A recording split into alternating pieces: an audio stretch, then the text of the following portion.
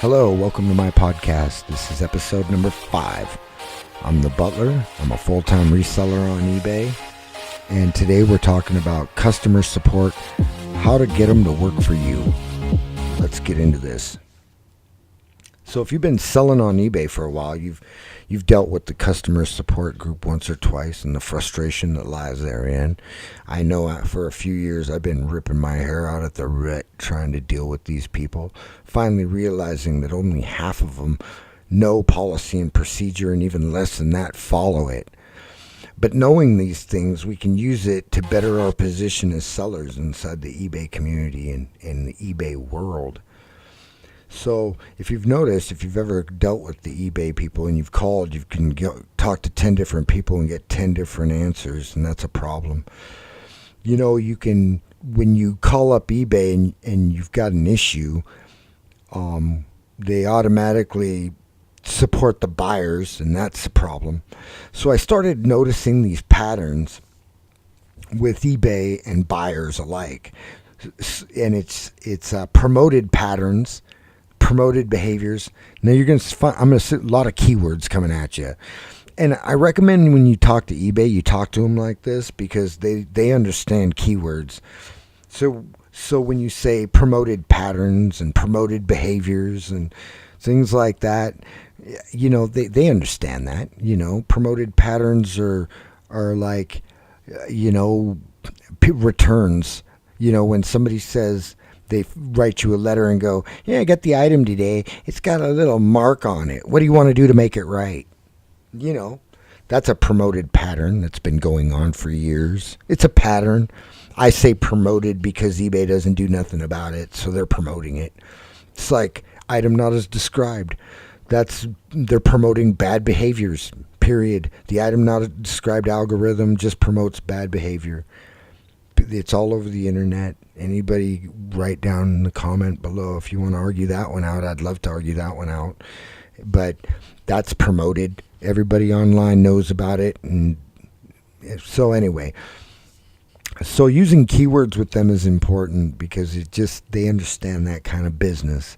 So we're going to deal with customer service today. We already understand that half of them don't even understand policy and procedure, and less than that use it or even think about using it. So going in there we know this now.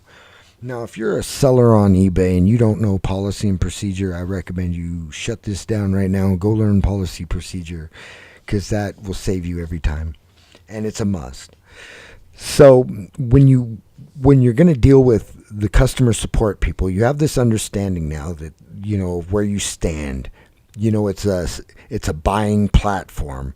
They're going to promote the buyers. They're going to support the buyers. They're going to nudge things towards the buyers. If they're going to favor towards the buyers, and that's what they do. They consider themselves a buying platform. So, knowing all this, we have to protect ourselves. So there's easy ways to protect yourself.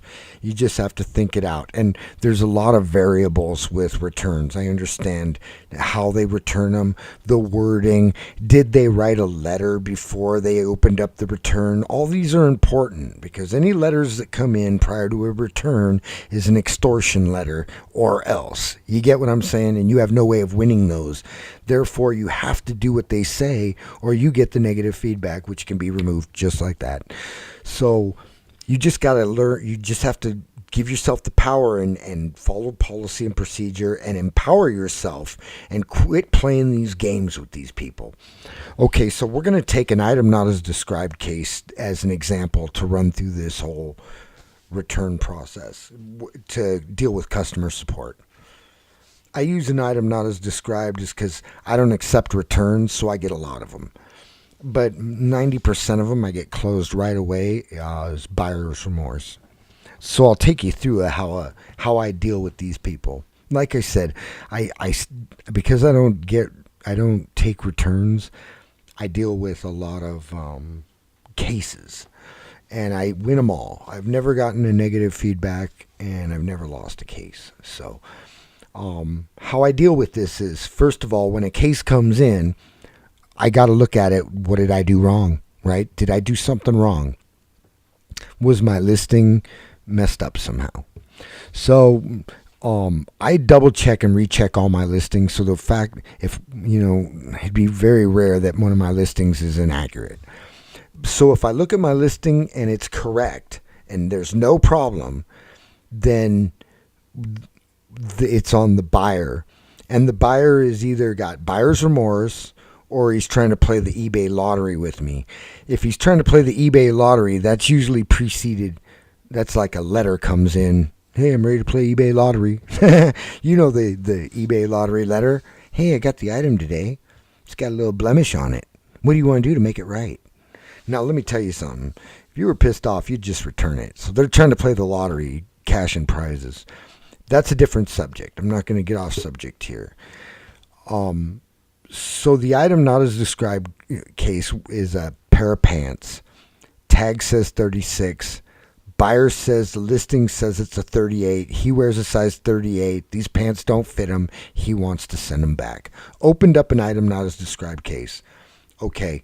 Unfortunately for him, when I get item not as described cases, I take those very personally because to me that says that I'm one, either a really horrible lister, a sloppy lister, a liar. I was not representing the item correctly. All are bad, and none of them are acceptable. I will not accept that. I'm a good businessman. I have great stores. I put a lot of money into my lighting, a lot of time into my listings. I only sell certain items. So I don't accept somebody saying to me that I'm sloppy or messed up or something like that. When the case comes in, if I did messed up, like one time I sold a pair of pants that were listed as blue and they were clearly black. And the guy wrote me a letter and said, hey, I just got my black pants today. He said that'd be great and all, but they were supposed to be blue. And sure enough, I listed them. But, sometimes I see like steel, like black and blue. Man, I have color issues, man. I don't know. But I messed up and I owned it, and the guy still buys from me and he's a good customer and we have no problems. And he even mailed the pants back, which normally that's the eBay lottery. You keep them. If you catch me slipping, you keep the item. So for all you out there, if you go to my store, if you catch me slipping, but anyway, it's, so I stand behind my items. So if I'm calling eBay, I'm calling them for help. If you call eBay for help, let them help you. You don't need to help them. They didn't call you for help. You called them for help. So these people that call eBay and then they go, yeah, this guy's trying to screw me. This guy's trying to take advantage of me. Or even my favorite word, extort. This guy's trying to extort me. That's all too harsh. You don't want to go into it like that because right away you're putting the eBay customer service people on defense for the buyer. Right away, they go into defense mode for the buyer. So the best way to go into these is totally own it. So you call them up and you say, hey, this gentleman just opened up an item not as described case on me. He's very upset, apparently, about these pants he bought. I don't understand it. Could you explain to me what I did wrong? I mean, can you explain to me, how I went wrong here? Because I try really, really hard. And she says, okay, well, he says he bought a pair of pants that were listed as 38, but the tag says 36. He wears a size 38. They don't fit him. He wants his money back. And I say, well, that sounds horrible. And I can't believe I messed up like that. I really thought I had a good understanding of the listings. Do you think you could look at the listing, take a look at it, and tell me what I went wrong, where I went wrong? I have over 2,000 items in my stores, and I need to make sure that I go in and I fix them all so this never, ever happens to me again. I don't continue to make the same mistakes over and over and over again. You only have to make it once to fix it, so I want to fix it. So if you could explain to me exactly what I need to do, that would be wonderful. So I already know there's nothing wrong with the listing. So the lady comes back and I say to her, well, what do I need to do to fix this horrible mess? And she says, your listing is fine. And I'm go, wow, really? Because this guy is so mad because of my listing. He says like that this listing is not as described. And she says, well, it is. Your listing is just as described. You exactly what you sent him and what he's saying. It all measures. You didn't do anything wrong. There's nothing for you to fix. You're doing a good job. And I said, well, how can I do a good job and still be in trouble like this? And she's like, you're not in trouble. And I'm like, well, he's mad at me and I want to sell things right and do a good job. And she says, well, see, you don't accept returns. And this man obviously has buyer's remorse. She said, so since you clearly stated these are a size 38, and he clearly states he wears a 38, I'm going to close this case right now with nothing happening to your seller feedback rating or your feedback or your money. That's done. It's closed. So I overwhelmingly proved my point, but I didn't have to say a word. I let this woman go through the facts and explain to me how he was taking advantage of me, how I did everything right. I let her come to the conclusion to help me. I didn't have to say anything, but I feel so bad about how bad I messed up, even though I knew I didn't mess up. I just put myself in a place where I humbled to where she was like, this guy is really humble and he's accepting what he did wrong, and I need to tell him what he did wrong. Well, if he didn't do anything wrong, then I need to protect him. These people come up with they know what to do. They come up with the answers on their own. It's just called a conscience. I don't know. But that's how I find I get the best results, is I let them come up with the right answer themselves, and I never push them into it. Okay, so when you talk to these people online, when they tell you you didn't do anything wrong or your listing's fine, no matter when you talk to these people, you need to get a reference number for your conversation. Okay, the reference number shows the time you talked to them and what you guys talked about.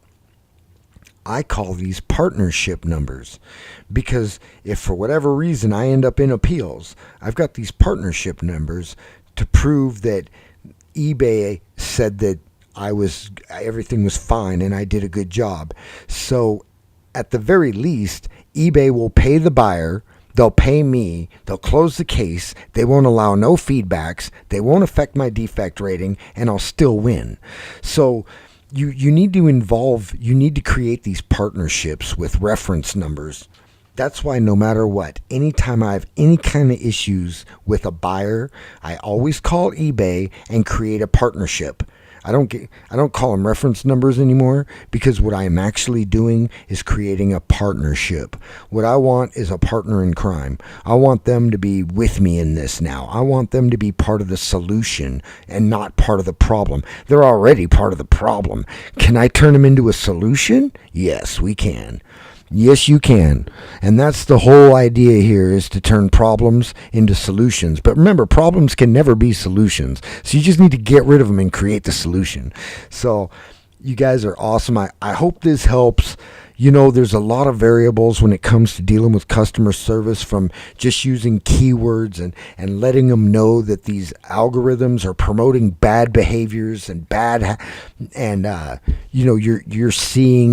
you're seeing these things happen over and over again. It's and it's not right.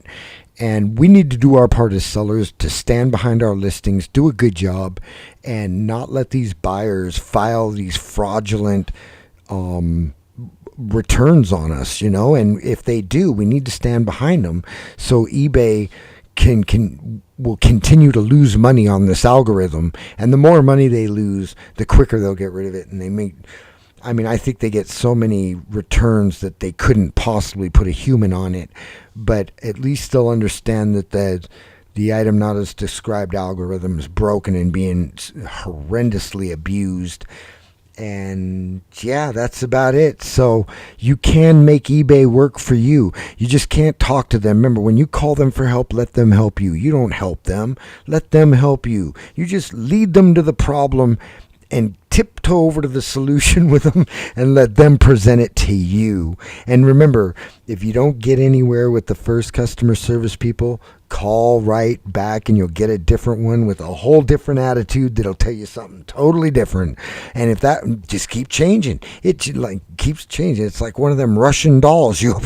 So yeah, just remember, just keep calling back, and no policy and procedure. Hey, if you guys have any comments, leave them below. I'd love to keep talking about this. If you guys need any help with this kind of stuff, just let me know. It seems it's complicated and variables, but yeah, you can win at this. We can use their own troubles and the way they misuse their policy and procedure. We can use that against them to better our positions on eBay as sellers. You guys are awesome. I look forward to talking to you again. Take care.